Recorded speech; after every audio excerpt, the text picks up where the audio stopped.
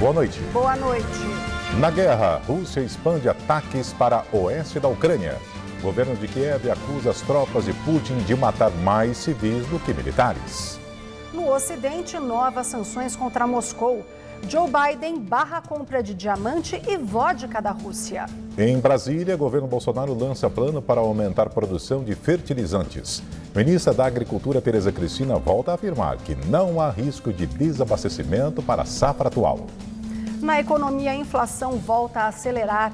IPCA de fevereiro é o mais alto desde 2015. Consumidor já sente no bolso o novo reajuste no preço dos combustíveis. Em São Paulo, motoristas fazem as contas na hora de abastecer com álcool ou gasolina. Deputados do PL, partido do presidente, são alvos de operação da Polícia Federal. Investigação aponta que parlamentares usavam grupo armado, extorsão e dinheiro vivo para desviar emendas. Você vai ver essas e outras notícias no Jornal da Gazeta, que começa agora.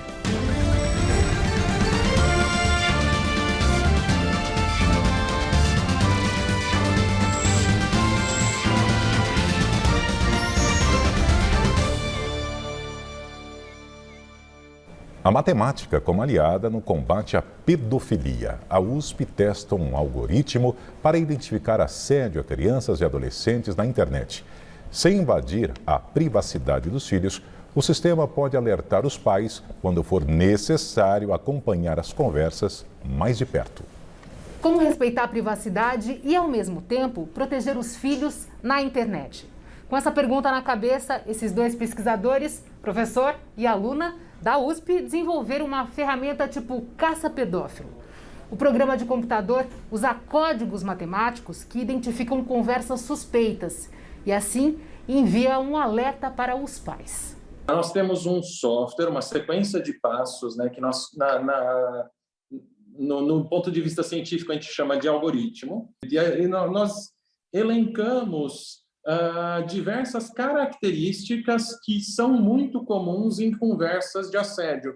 É muito usual que o assediador comece a se aproximar à criança com um bate-papo. Como que a gente pode identificar que uma pessoa está tentando assediar uma criança e quando uma pessoa realmente está falando com uma criança mesmo como amigo, como família? A partir de informações sobre o comportamento do usuário e o conteúdo das mensagens, os pesquisadores desenvolveram códigos matemáticos que conseguem identificar o assédio e dão um alerta. Durante 2 anos, o programa analisou mais de 150 mil conversas em inglês de uma ONG dos Estados Unidos. Voluntários se passaram por crianças e iniciavam conversas com supostos pedófilos. Com o material em mãos, foi possível estabelecer padrões e características de como o assédio sexual se constrói na prática. Nós percebemos, por exemplo, que as conversas suspeitas, elas têm uma tendência de ocorrer no período vespertino. Então, sempre que uma conversa acontece no período vespertino, já acende um possível alerta. Aí, se a conversa tiver palavras de cunho sexual, aumenta ainda mais a suspeita. Percebimos que tem muitas palavras escritas pelos assediadores modificadas, né? Tipo a palavra sexo, ele é a S e coloca tipo o número 3 e a X. Então, o programa tipo fala, o que é esta palavra? Ela não pertence ao dicionário. Então, eles conseguem se comunicar com as crianças modificando as palavras, mas nosso sistema é capaz de identificar essas palavras. Definidas as 16 características mais frequentes de um assédio, é possível ensinar a máquina a reconhecer interações de risco. O novo programa ainda é um protótipo e precisa avaliar conversas em português, para só depois ir para o mercado. Só que ter acesso a esse material depende de um convênio com a polícia ou com empresas de aplicativo de bate-papos, o que ainda não existe. Se der certo, em 1 ano já seria possível ter a ferramenta disponível à população. Comparativamente, ela obteve 40% a mais de resultados na detecção de abusos do que outros códigos já existentes. Em média, 45 mil crianças e adolescentes são vítimas de violência sexual por ano no Brasil, de acordo com as Nações Unidas. Em 2022, a Polícia Federal já fez 4 operações de combate à pedofilia. Nosso objetivo era gerar este impacto, né? que os pais saibam que este problema existe e a gente entende que eles não podem estar monitorando as conversas de suas crianças o tempo todo, né? E que se a tecnologia existe, poder utilizar esta tecnologia para cuidar de suas crianças mesmo. O Papa Francisco afastou hoje do ministério sacerdotal o padre paulista Pedro Leandro Ricardo. Ele foi denunciado em dezembro de 2019 por atentado violento ao pudor, com abuso de autoridade, contra pelo menos 4 ex-coroinhas. Os crimes teriam ocorrido entre 2002 e 2006 em Araras, Limeira e Americana. O caso provocou um escândalo na Igreja Católica e já havia causado a renúncia do bispo Dom Wilson Dias de Oliveira, acusado de pedir dinheiro para acobertar as denúncias. Outros 2 padres já tinham sido afastados pela Diocese de Limeira pelo mesmo motivo. A defesa do padre Pedro diz confiar em sua inocência e que a denúncia será integralmente rechaçada. A guerra na Ucrânia. No 15º dia do conflito, a Rússia expande os ataques para o oeste do país. E o governo ucraniano acusa as tropas de Putin pelas mortes de mais civis do que militares. Cerca de 800 mísseis foram lançados até agora. E, segundo a ONU, mais de 2,5 milhões de pessoas já deixaram a Ucrânia. E o Conselho de Segurança da ONU se reuniu após a Rússia acusar os Estados Unidos de administrarem laboratórios de armas químicas na Ucrânia. Segundo Moscou, haveriam 30 laboratórios para a produção de armas químicas e biológicas. No entanto, não foi apresentada nenhuma prova. Os Estados Unidos negaram que exista qualquer parceria neste sentido com a Ucrânia. Ainda na mesma reunião, membros da ONU condenaram a Rússia pelos ataques a civis, principalmente a hospitais e escolas, e afirmaram que os responsáveis serão punidos. O último balanço do governo ucraniano mostrou que 78 crianças já foram mortas e que um hospital psiquiátrico foi atingido hoje após um ataque aéreo russo. As tropas de Vladimir Putin estariam avançando sobre 3 cidades localizadas no oeste do país. A suspeita é de que a intenção é tentar impedir o envio de armas para os soldados da Ucrânia pela região. O presidente Volodymyr Zelensky acusa a Rússia de impedir a retirada de civis com tanques e ressaltou que o governo organiza 12 corredores de saída nesta sexta. Ele também anunciou que alimentos e medicamentos estão a caminho de várias cidades e vilas, incluindo Izium e Mariupol, em estado de calamidade após diversos bombardeios. 400 mil pessoas estão em Mariupol, cercada pelas forças russas há 12 dias. De acordo com a Câmara Municipal, 1.600 civis morreram na cidade. Ainda sem comida, água ou energia, a população enfrenta o frio de 5 graus negativos durante a noite. Mariupol é estratégica para Moscou, pois o controle dela permitirá que rebeldes unam forças com as tropas russas localizadas na Crimeia. Enquanto isso, a União Europeia anunciou o 4º pacote de sanções contra a Rússia. Nele, o Estado russo, assim como a elite do país, ficarão proibidos de utilizar ativos em criptomoedas.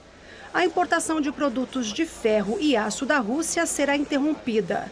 E os russos não terão mais acesso a itens de luxo europeus, pois a exportação será banida.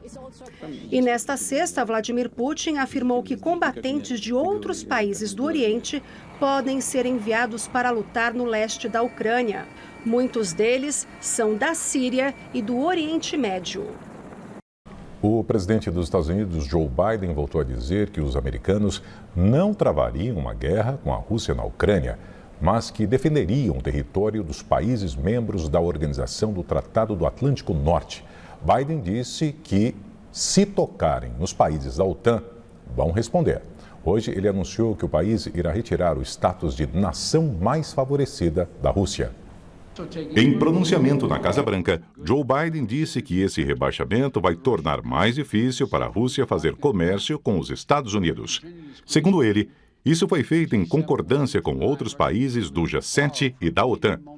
A medida abre caminho para a imposição de tarifas sobre uma ampla gama de produtos russos, aumentando a pressão sobre a economia do país após a invasão à Ucrânia.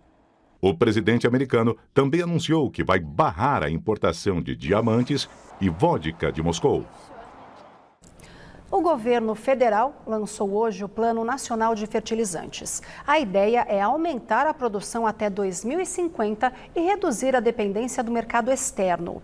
E a ministra da Agricultura, Tereza Cristina, voltou a afirmar que não há risco de desabastecimento para a safra atual. A reportagem é do nosso correspondente em Brasília, Afonso Marangoni. O lançamento do Plano Nacional de Fertilizantes ocorreu em cerimônia no Palácio do Planalto e contou com a presença do presidente Jair Bolsonaro, do PL. O plano é uma referência para o planejamento do setor de fertilizantes até 2050, ou seja, para os próximos 28 anos. Em linhas gerais, busca ampliar a exploração dos insumos em minas locais e elevar a produção dos fertilizantes em fábricas nacionais.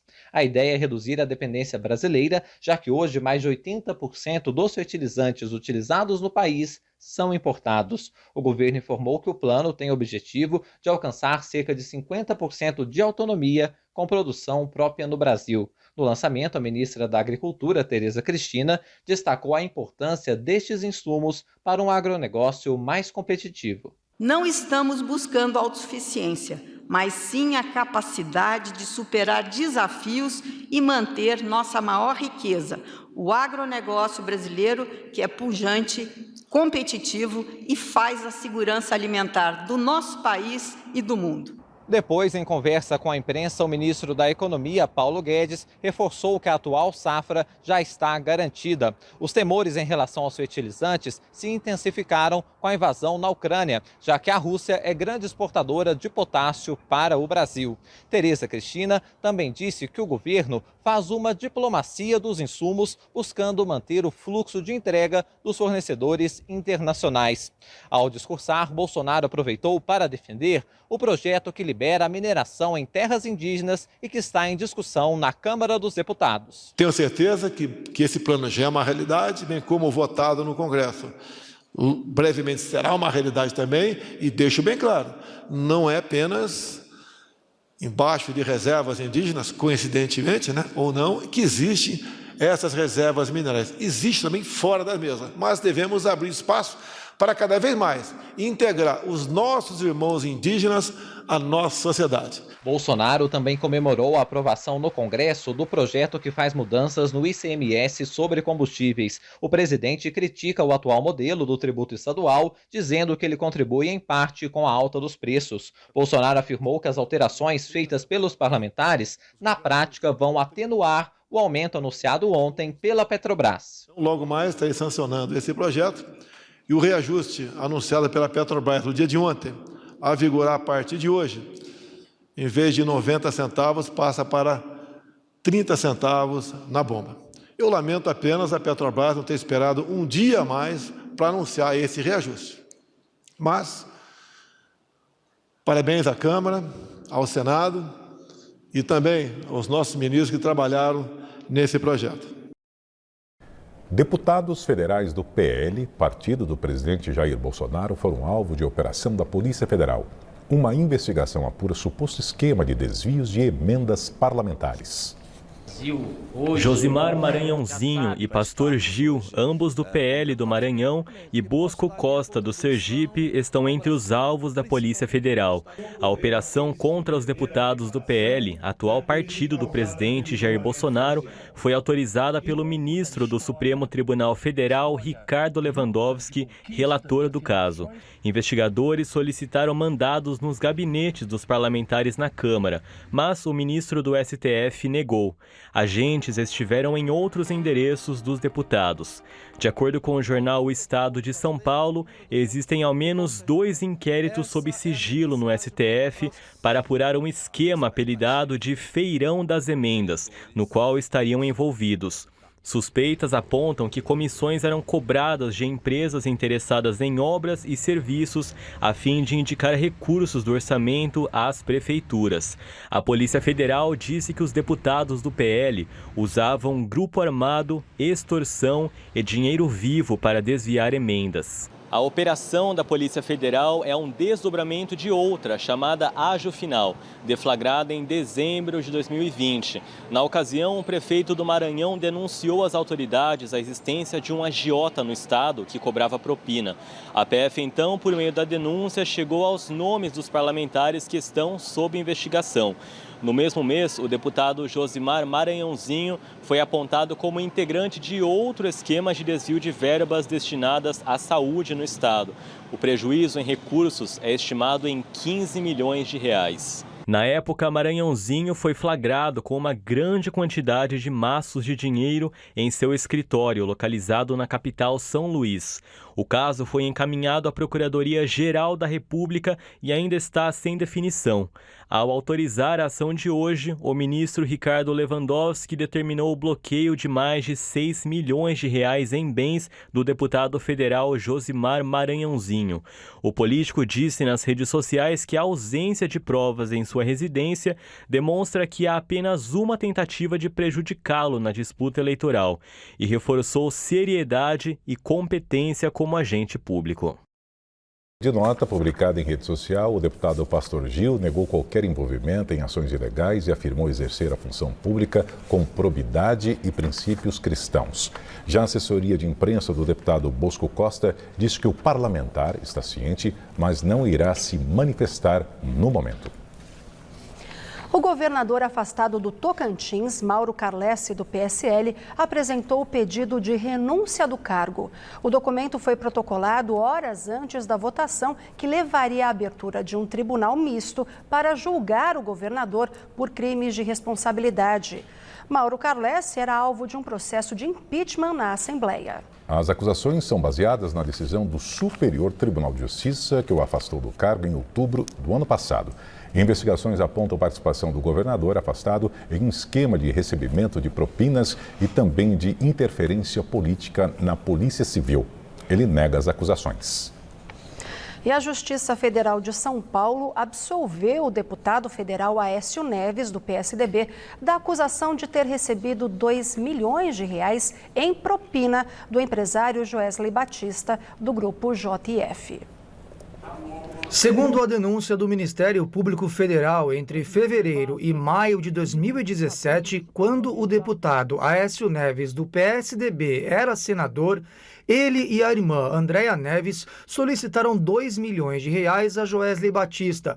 Em troca, o político atuaria em favor da JBS Friboi no Congresso.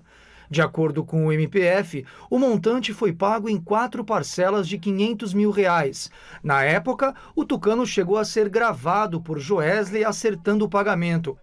Em um dos trechos da conversa, quando eles falam sobre quem receberia o dinheiro, Aécio diz, abre aspas, tem que ser um que a gente mata ele antes de fazer delação, fecha aspas. O juiz Ali Maslum, da 7ª Vara Federal Criminal em São Paulo, considerou a denúncia improcedente porque, na visão dele, não há elementos que comprovem o crime de corrupção passiva.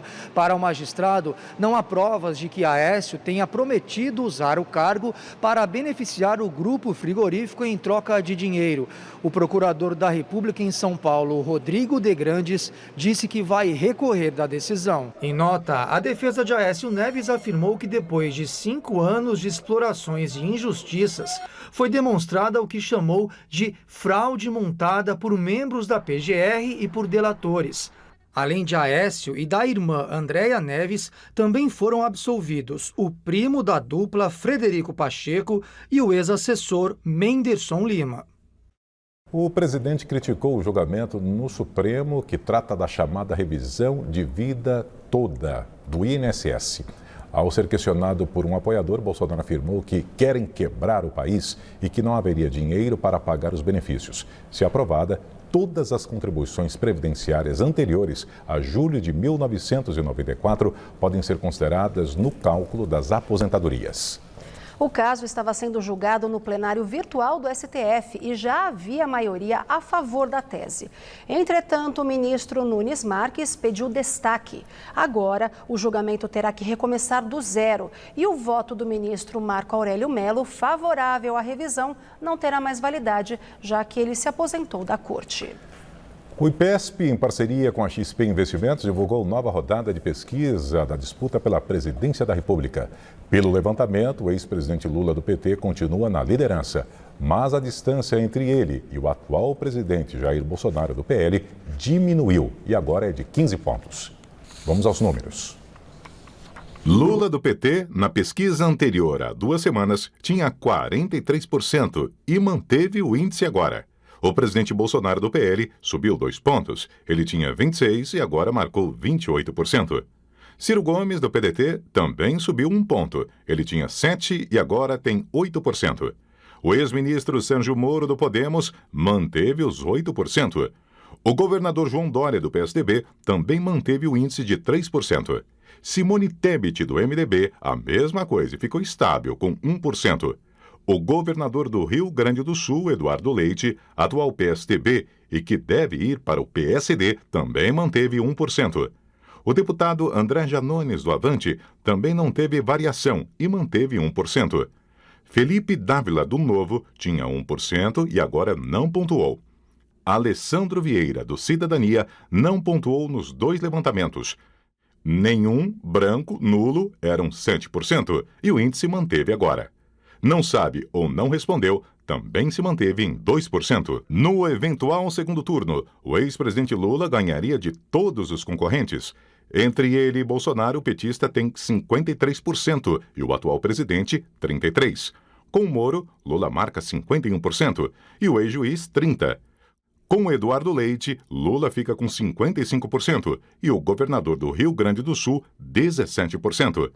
Entre o petista e o governador paulista, Lula tem 53% e Dória, 18%. Com Ciro, Lula tem 50% e o ex-ministro, 25%. Entre Ciro e Bolsonaro, o ex-ministro ganharia com 47% e o presidente, 36%. Entre Dória e Bolsonaro, o tucano marca 38% e o presidente, 37%. Com Moro, há um empate em 33% para os dois. Entre Bolsonaro e Eduardo Leite, o presidente fica com 40% e o atual governador gaúcho com 35%. A pesquisa IPESP-XP foi realizada com 1.000 entrevistados pelo telefone entre os dias 7 e 9 de março. A margem de erro é de 3,2 pontos percentuais. O levantamento foi registrado na Justiça Eleitoral. O WhatsApp suspendeu números de telefones de administradores de grupos criados pela comunicação do ex-presidente Lula do PT, pré-candidato à presidência este ano. No começo da semana, a comunicação do petista lançou o portal Lulaverso, que se estende no WhatsApp, Telegram, Instagram, Twitter e TikTok. No entanto, ao menos 4 dos grupos criados no WhatsApp ficaram inativos esta semana. A assessoria de Lula acredita que o bloqueio foi uma reação automática à movimentação intensa dos grupos e que a ideia agora é reverter a suspensão. O WhatsApp informou que não comenta casos específicos. E vamos agora ao Planalto em Foco, no comentário de Liliane Ventura. Depois do fiasco da pré-candidatura ao Planalto do presidente do Senado, Rodrigo Pacheco, pelo PSD, surge um velho nome para ocupar a sua vaga. O governador do Rio Grande do Sul, Eduardo Leite, que continua sonhando com a cadeira de presidente da República do Brasil, terá que enfrentar a resistência à sua vontade pelos senadores da sigla. Muitos deles já estão divididos no apoio entre Bolsonaro e o descondenado. A julgar pelas escolhas de Gilberto Kassab, esse será mais um que já nasce desidratado. Mas as novidades não param por aí, não. Outro que inflou o ego foi o deputado federal por Pernambuco e atual presidente nacional do Partido União Brasil, fusão do PSL com o DEM, Luciano Bivar. Esse é veterano na política, tendo já disputado em 2006 a presidência da República pelo PSL. Bivar chega com pompa e circunstâncias ao pleito de 2022, graças a Bolsonaro, que alçou nanico PSL a condição de maior bancada na Câmara. O dono do cofre do partido chega com mais de 600 milhões de reais para financiamento de sua campanha, o que aumenta, inclusive, o desafio de entregar melhor resultado em relação aos seus concorrentes, como Moro, Simone Tebet e os demais, já que recurso não será problema para ele. A verdade é que o Brasil de direita e de esquerda já sabe que se juntar todos da terceira via não fará nenhuma diferença na corrida presidencial. Assistimos à produção do teatro eleitoral como espectadores indignados com o mau uso do nosso dinheiro nesse espetáculo do me engana ainda que eu não goste e sei quem vai ficar mais rico em 2022. Boa noite. Após novo reajuste no preço dos combustíveis pela Petrobras, consumidores de São Paulo tentam criar estratégias para conter o gasto, que já estava alto. Hoje a Maria Paula decidiu abastecer o carro com álcool por causa dos frequentes aumentos na gasolina. Eu acho que é abusivo e tudo está aumentando, na verdade, né? O valor do litro da gasolina chegou a R$ 11,00 em alguns estados. Em cidades do interior, o preço até bateu a marca, como em municípios do Acre. Desde ontem, filas foram registradas em vários postos de combustível pelo Brasil. Uma corrida para conseguir abastecer no preço antigo. Combustível subindo, o valor das corridas é as mesmas, não muda nada para a gente. E só prejuízo, né? Agora, o valor médio de venda da gasolina nas refinarias passará de R$ 3,25 para R$ 3,86 por litro, um aumento de quase 19%. Para o diesel, o preço médio passará de R$ 3,61 para R$ 4,51 por litro, uma alta de 25%. Já para o consumidor, a estimativa é que o preço médio da gasolina passe de R$ 6,57 por litro para R$ 7,02. Já o diesel pode ir dos atuais R$ 5,60 para R$ 6,48.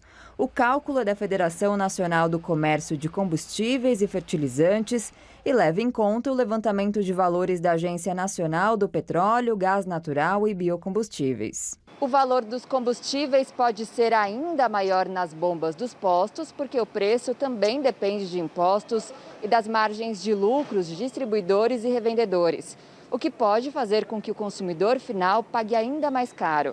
O mega aumento vem exatamente 2 meses após a última alteração realizada em 11 de janeiro. O dono do posto não faz o preço.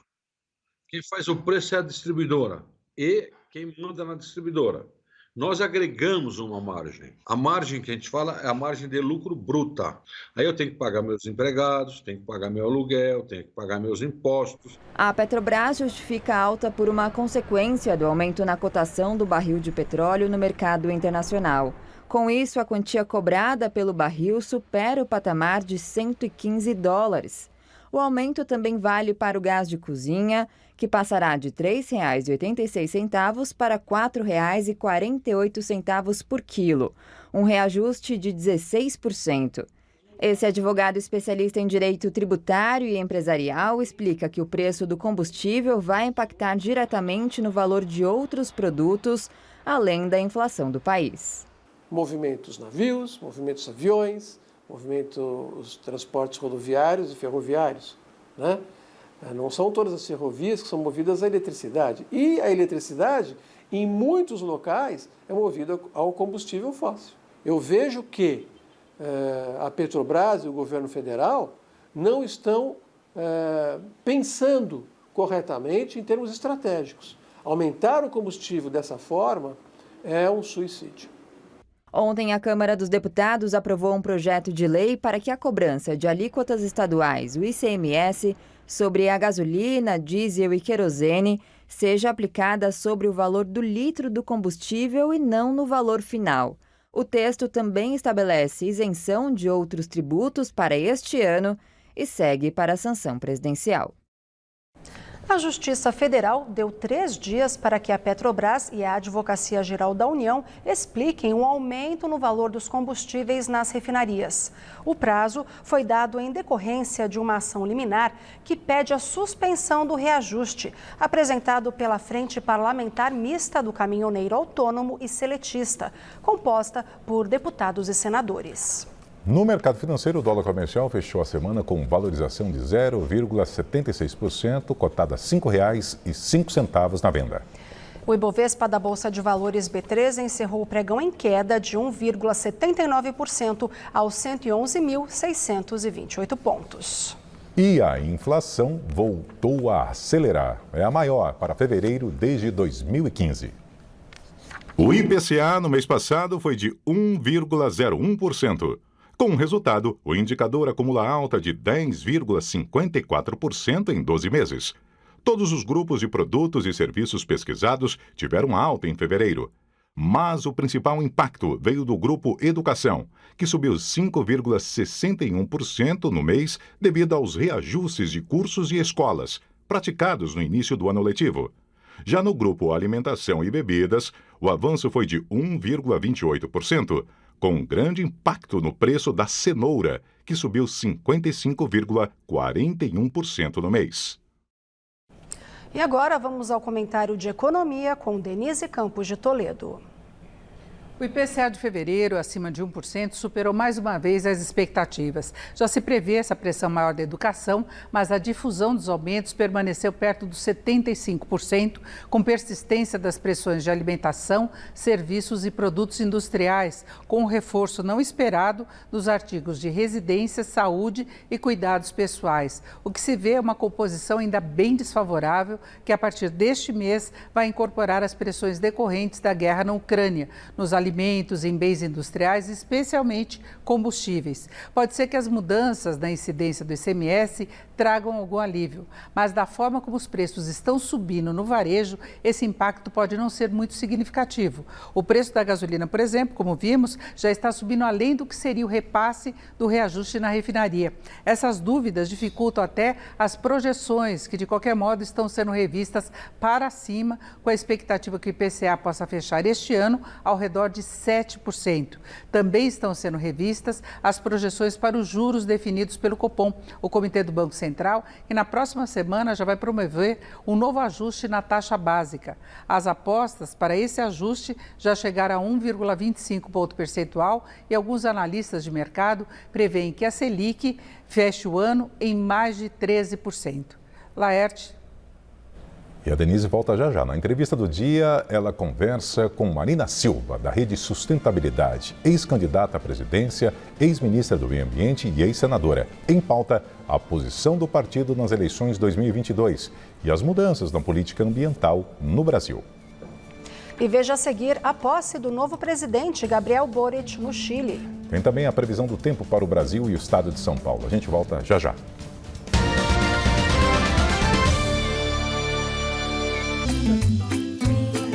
Você sabe fazer o cálculo da revisão da vida toda do INSS? Sabe quem tem esse direito? Nesta segunda, Patrícia Evangelista tira suas dúvidas aqui no Mulheres. Daniel Atala faz as previsões astrológicas para a semana de todos os signos. E para deixar o seu dia cheio de sabor, tem o passo a passo de um pão laminado com pasta de alho. Mulheres é nesta segunda, 14h.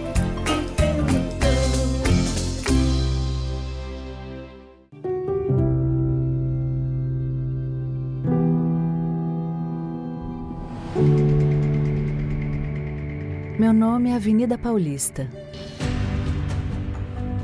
Já faz muito tempo que eu tô aqui, mas parece que o passar dos anos me deixa cada vez mais jovem. Sou o maior palco da cidade, um lugar para todos que acreditam que aqui São Paulo caminha sempre em frente.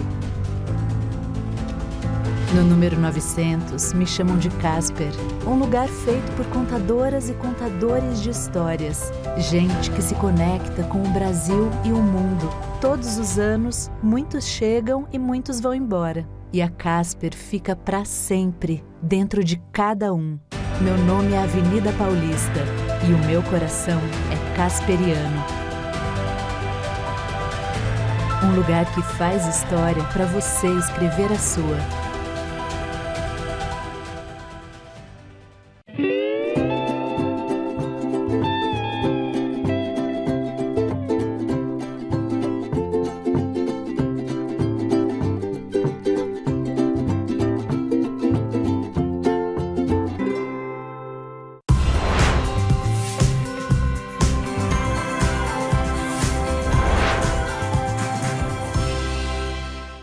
Proteger as informações do seu celular é proteger a sua privacidade.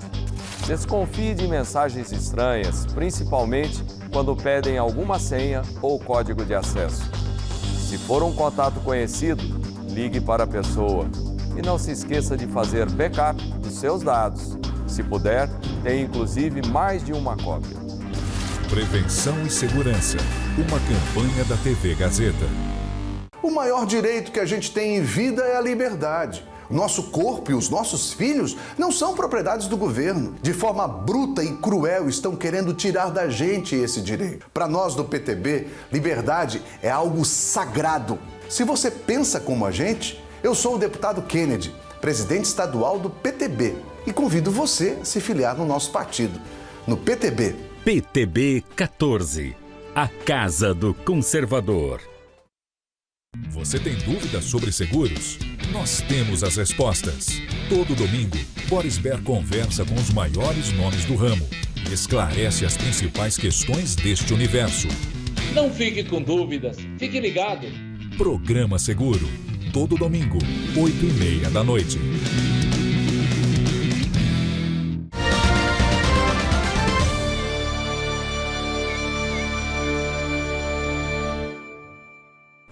Tomou posse hoje o novo presidente do Chile, Gabriel Boric. Antes da posse, Boric se reuniu com líderes estrangeiros, como o rei da Espanha, Felipe VI, o presidente peruano, Pedro Castilho, e o vice-presidente, general Hamilton Mourão, que representou o Brasil na ausência de Jair Bolsonaro. A ex-presidente Dilma Rousseff também esteve no evento. Gabriel Boric recebeu a faixa presidencial do agora ex-presidente Sebastián Piñera.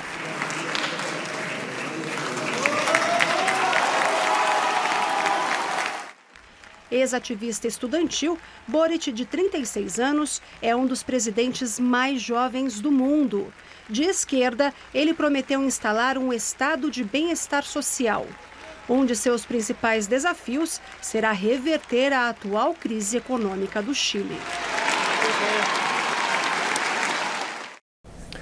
Da Zona Leste a Oeste, da Norte a Sul, em todas as regiões de São Paulo, há uma peça de teatro em temporada. Por isso, na agenda cultural, dicas de espetáculos em cartaz nesse fim de semana. E quem traz todos os detalhes é o Felipe Vidal.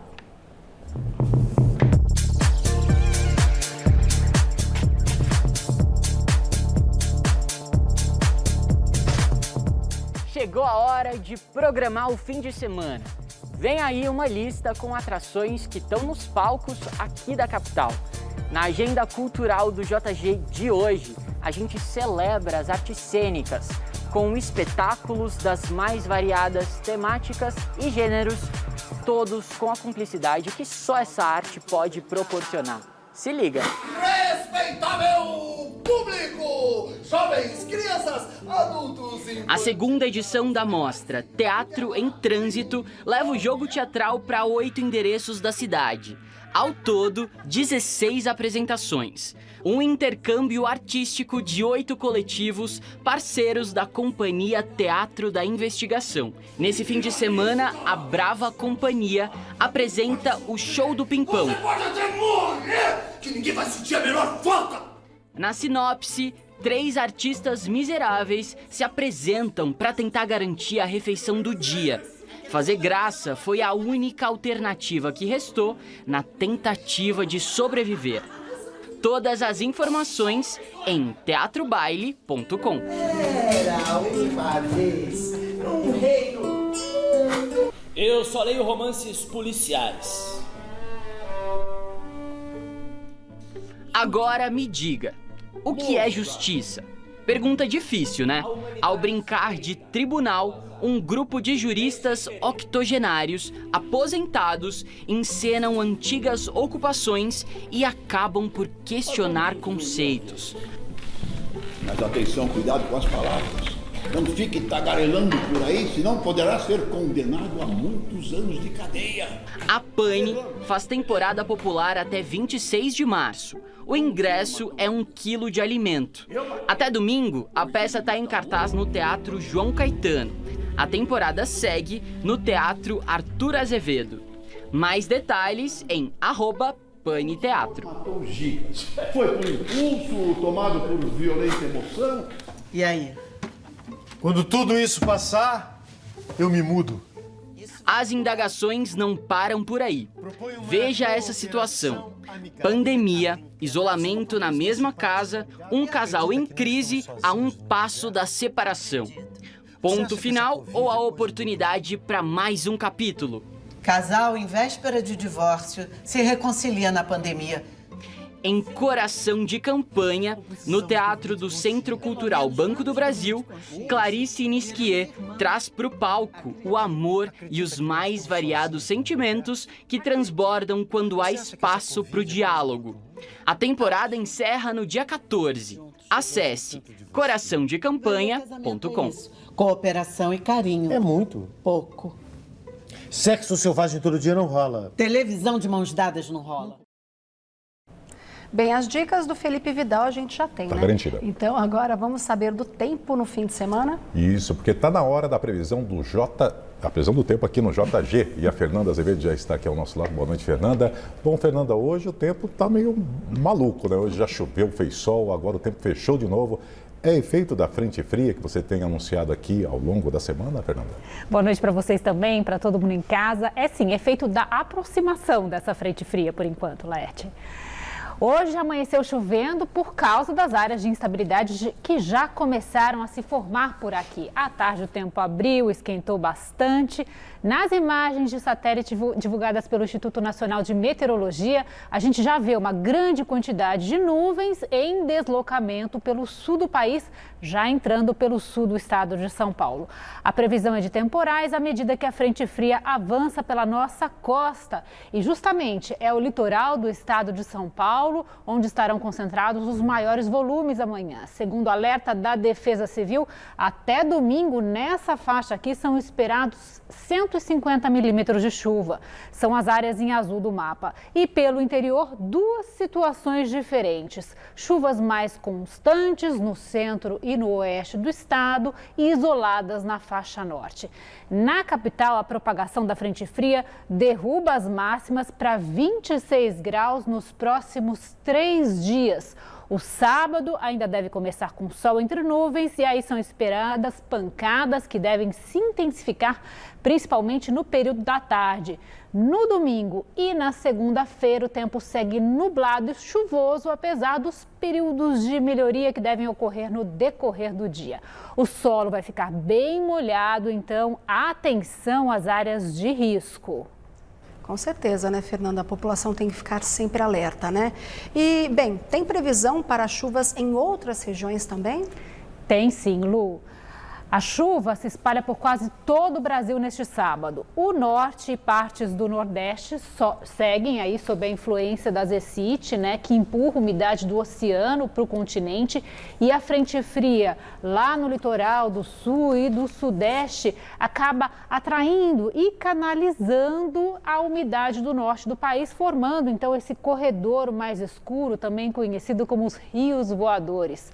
No Rio Grande do Sul, o pior da chuva já passou. Amanhã volta a fazer sol o dia todo. E o mesmo ocorre nessa faixa aqui entre o interior da Bahia, o norte de Minas Gerais e o litoral do Espírito Santo. Falando das temperaturas, somente os estados do sul terão algum alívio de calor neste fim de semana. 24 em Porto Alegre, também em Florianópolis, em Curitiba, máxima de só 20 graus. E o calor segue firme em Campo Grande, com máxima de 30, 31 em Salvador e olha, 36 no Rio de Janeiro. Por lá o refresco só deve vir lá para terça-feira. Vamos aproveitar a próxima semana, mesmo com chuvinha, porque é a última do verão. Vamos nessa, então. Obrigado, Fernanda, pelas suas informações. Viu? Obrigada, um ótimo, excelente fim de semana para você. Obrigada, gente. Até. E a seguir, na entrevista do dia, Denise Campos de Toledo conversa com Marina Silva, da Rede Sustentabilidade, sobre a posição do partido nas eleições de 2022 e as mudanças na política ambiental no Brasil. A gente volta já já.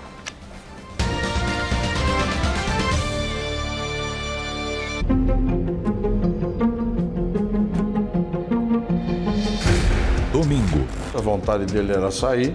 No Mesa Redonda. Eu estou aqui para colaborar. Uma entrevista exclusiva. com Roberto de Andrade, diretor de futebol do Corinthians. O Vitor foi a primeira opção de vocês? Foi a primeira opção nossa. Agora e o centroavante, Roberto? Eu acho que esse mês de março aqui, na nossa cabeça, seria o prazo certo, né? E ainda, confira os lances, polêmicas e bastidores da 11ª rodada do Paulistão, com destaque para o clássico entre Palmeiras e Santos. E no estúdio, a presença do técnico Emerson Leão. Mesa Redonda, neste domingo, 9 da noite. Oferecimento LuxColor. Tudo que é muito bom é tão bom quanto pintar com LuxColor. Rede Pit Stop, a sua rede de peças e serviços no Brasil. Muito mais completo, muito mais dinâmico, muito mais atualizado. GazetaEsportiva.com. Os principais campeonatos, reportagens especiais, placar ao vivo, enquetes, conteúdos exclusivos, entrevistas, resenhas, bastidores, notícias minuto a minuto, vídeos e muito mais. GazetaEsportiva.com. Muito além dos 90 minutos.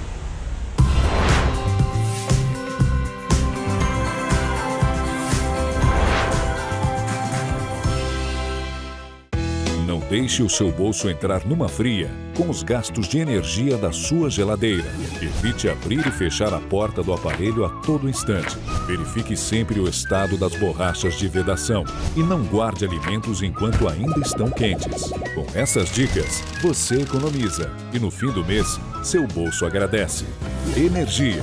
Quanto menor o desperdício, maior a economia. Poupe energia. Quem ganha é você. Você percebeu que 5 países da América Latina já legalizaram o aborto? Eles defendem que o feto pode ser retirado do ventre até os 6 meses de gestação. Isso, para nós do PTB, é assassinato. Nós defendemos a vida desde a concepção. Se você pensa como a gente, eu sou o deputado Kennedy, presidente estadual do PTB, e convido você a se filiar no nosso partido, o PTB. PTB 14, a Casa do Conservador. Você aí de casa é do time que ama uma sopinha, não pode perder o Revista desta segunda. O chefe Lucas Vicenzo vai preparar uma sopa fria de beterraba, ideal para o calor. Bora começar a semana por dentro das fofocas? Vem comigo. E o querido Luciano Nassim conta pra gente quais são as previsões astrológicas. Confira, o Revista da Cidade é nesta segunda, 11 da manhã.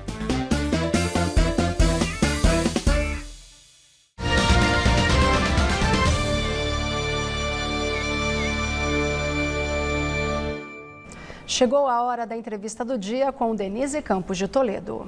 E vamos falar agora sobre a Rede Sustentabilidade, a posição do partido nas próximas eleições e as mudanças na política ambiental do país. Eu converso com Marina Silva, que é ex-candidata à presidência, ex-ministra do Meio Ambiente e ex-senadora. Senadora Marina Silva, boa noite.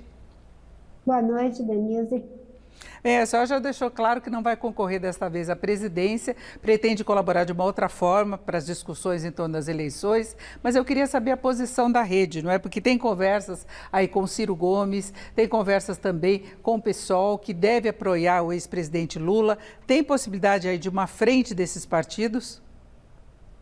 Na verdade, nós estamos fazendo um debate interno dentro da rede em relação a fazer uma federação com o PSOL. É uma federação que tem a clareza de que são 2 partidos diferentes, mas que têm pontos de contato, vários pontos em comum, e que a partir dessa base comum é possível que a gente possa fazer essa federação. E no próprio estatuto da federação já está prevendo a possibilidade de, em algumas situações, poder haver uma liberação de pessoas que, porventura, não queiram apoiar a federação, a candidatura que oficialmente, pelo PSOL ser o maior partido da federação, irá apoiar.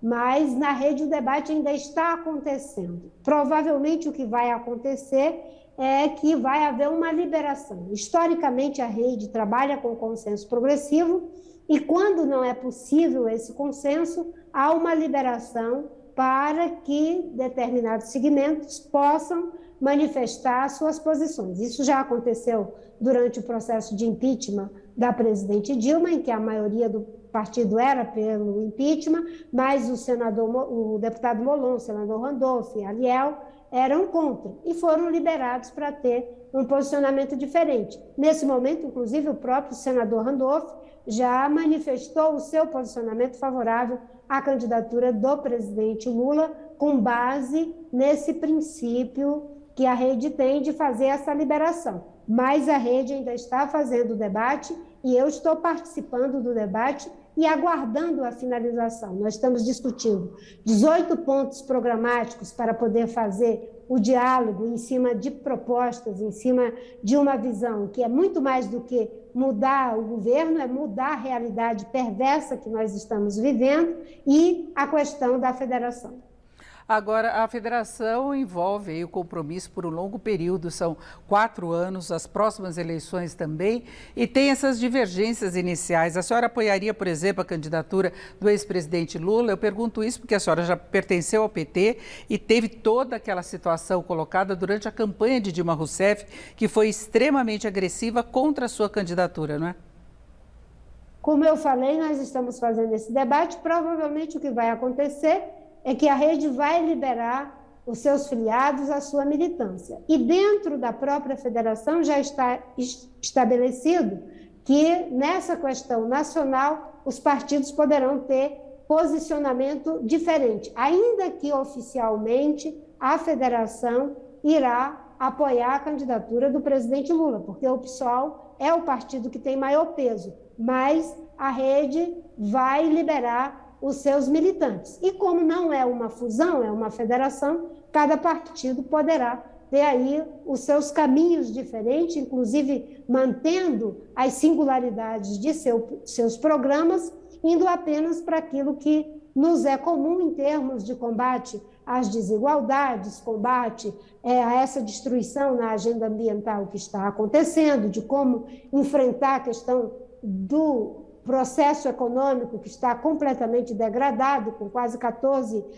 milhões de pessoas que estão desempregadas, a destruição que está acontecendo na Amazônia, a transição para um modelo sustentável de desenvolvimento. Isso são pontos comuns e nessa base comum a gente está dialogando a possibilidade, sim, de fazer uma federação. Quanto ao apoio das candidaturas que estão postas, tem um debate dentro da rede em relação a Ciro Gomes e o presidente Lula, que o senador Randolph até já se manifestou. Eu estou participando do processo porque considero relevante que a rede faça a finalização dessa questão. Até porque eu advogo que, nesse momento, não é bom para o Brasil simplesmente as pessoas manifestarem apoio.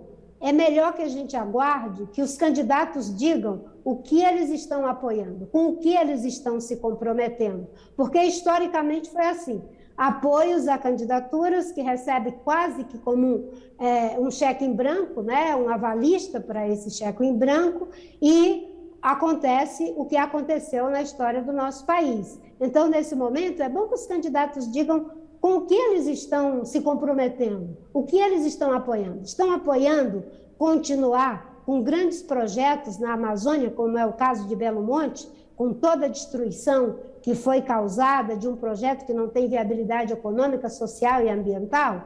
Estão se comprometendo em dar continuidade a esse processo perverso dessa polarização tóxica que só cria ódio e a gente não consegue fazer com que esse país se encontre naquilo que é essencial para debater educação, saúde, emprego, né? Retomar nosso desenvolvimento econômico. Nós estamos vivendo um processo de desindustrialização, né? Estão comprometidos em ter uma matriz energética limpa, renovável e segura, principalmente no momento agora em que nós temos aí a guerra e o preço dos combustíveis de forma exorbitante. Se o Brasil não tivesse abandonado o Proálcool, o programa de biodiesel, hoje nós teríamos segurança energética de forma autônoma. Mas essa aposta que fazem em combustível fóssil, ela levou o Brasil e está levando o planeta para o buraco. Então, se trata daquilo que eu falei, Denise, Não é uma questão só de mudar de governo.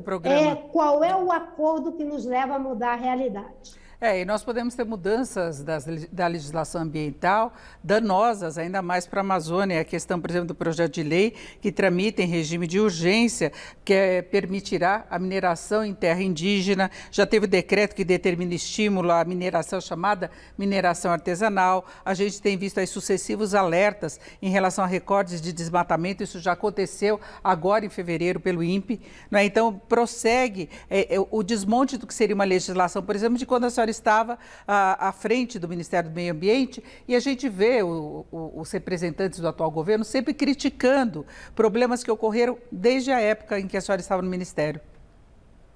Na verdade, o que eles criticam deve ser as coisas boas que aconteceram, porque eles acabaram com o plano de prevenção e controle do desmatamento.